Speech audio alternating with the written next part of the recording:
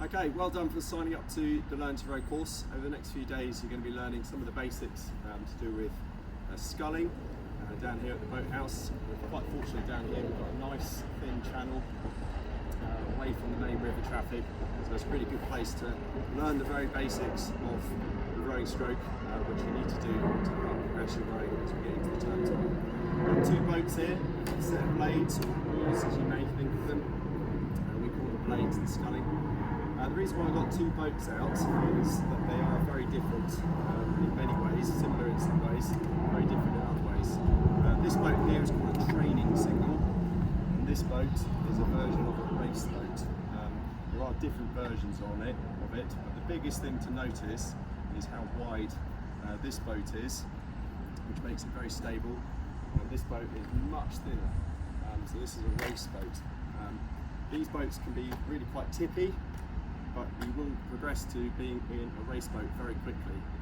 Training single, after about half a dozen, maybe 10 sessions at the very most, you'll outgrow it, and we'll need to get the stabilisers off. It's almost a little bit like having stabilisers on when you're out there cycling, when you're learning to ride your bike, and it's a really good platform to learn the basics of the rowing stroke.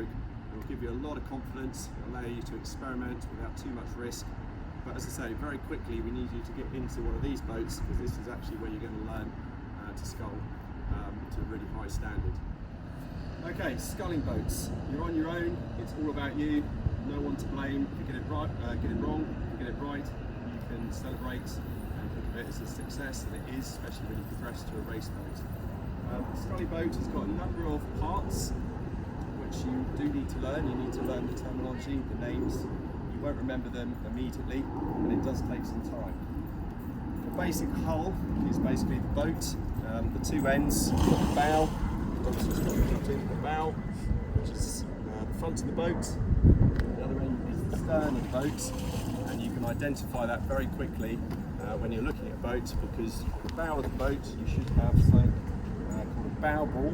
For the training singles, that might be a tennis ball which is taped on. For the race boats, you'll see a proper, what we call fees, a standard bow ball. The stern of the boat has a stabilising fin underneath it, like many boats, like all boats and aircraft. So that's a way of identifying what is the stern and what is the bow.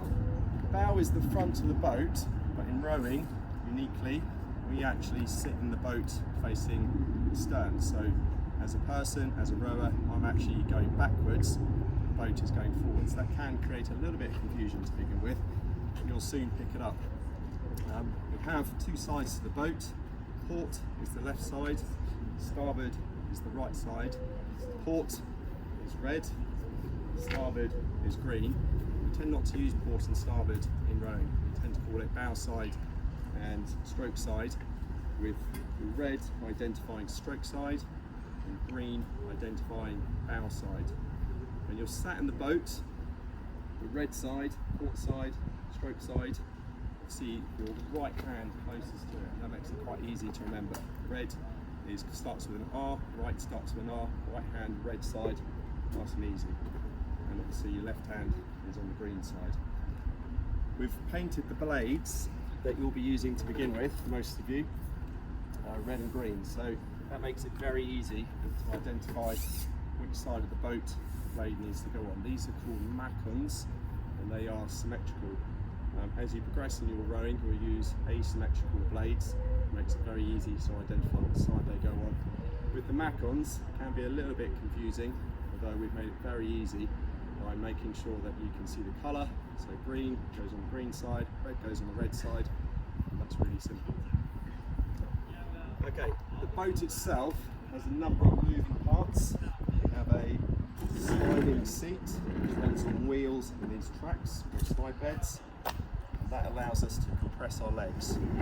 It's a leg-based sport, a cushion-based sport, and we'll go through that shortly. So by being able to slide forward and back, you can compress your legs, and therefore you can use the big powerful muscles in your backside, your glutes and your quads, and that's where most of the propulsion comes from.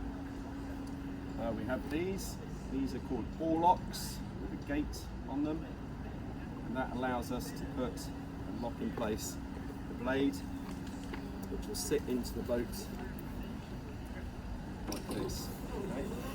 Slide in, and this thing here, or the collar, prevents it from sliding outside the line of the boat. Really important, you learn very quickly what side the collar goes on. You put it on the other side of the oarlock, like this, and you try rowing, the blade can fall out of the boat. It's not very good. It also allows us to set up the boat, and we'll come on to that at a later date. Oarlocks can swivel, so as you slide, our blade can swivel around the oarlock. That allows us to get a really long stroke. Inside the boat, we've got a couple of other components. Foot stretcher, which is attached to an adjustable unit, which allows us to move the foot stretcher forward and back, and that's all depending on how long your legs are, how big you are. The taller you are, the more you'll need to set it towards the stern. The shorter you are, the more towards the bow. And everything is secured in place with this thing here called a rigger. This is a wing rigger, and there are different versions of riggers out there, from forward riggers like this.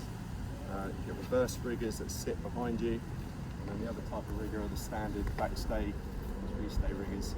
So there's lots of different parts that you'll need to learn. Setting the boat up is important, and you'll be taught how to do that really quite quickly. Eventually it will be time to go onto the water. You will get some help actually getting onto the water. One of the senior boys will be helping, and they will help you into the boat and to get what I'm just about to talk about set up before you actually push out, go out onto the water. Very quickly though, you'll need to remember how to do it, and to do it yourself. That's quite important. So with the training singles, they only have straps in, so you will need trainers, and you'll get into the boat wearing your trainers. When you progress to the race boat, you'll find shoes are in there already, proper rowing shoes. So you'll take your shoes off before you get into the boat, and leave them on the side, and then insert your feet into the shoes that are in the boat. Getting into the boat can be a little bit challenging to begin with, but eventually is quite simple. I've already put the red blade in, a stroke side blade, into the gate, making sure the collar is on the inside of the oarlock, and the blade is out nice and wide, push it out as far as you can. The boats can be quite narrow, but if you put your blades out as wide as possible, it gives you a lot of stability. Try and push the boat off a little bit, and we can slide, if we've got the oarlock open, the gate open, we can slide the bow side blade in, then we can step into the boat. It's important you have the seat towards the bow side of your foot, and we sit down on that seat when you get in. Always hold your handles together. I'll explain why in just a moment. Hold your handles together, then you'll be able to step into the boat and sit down onto the seat, put your feet onto the foot unit. Really important you do up the gate on the far side. Once you've got the gate done up, the boat goes from being this wide to as wide as the blades are. That's what gives you the stability. Whether you're in a training single or a race boat, the width of the blades gives you the stability. Once you're in the boat, someone will give you a hand, but we can push you out onto the water. But it's going to be very important that you learn how to do foot stretches. Now I'm going to explain it. I don't expect you to remember it, and you will need help doing it. And normally we would do it on trestles. You need to learn where the foot stretches are going to go. So I'm going to put my legs nice and straight. I'm going to sit up nice and tall, and I'm going to bring handles to my body. Now, if I sit bolt upright and my handles don't touch against my body, then the foot stretcher is too close to the bow, and I will need to move it towards the stern.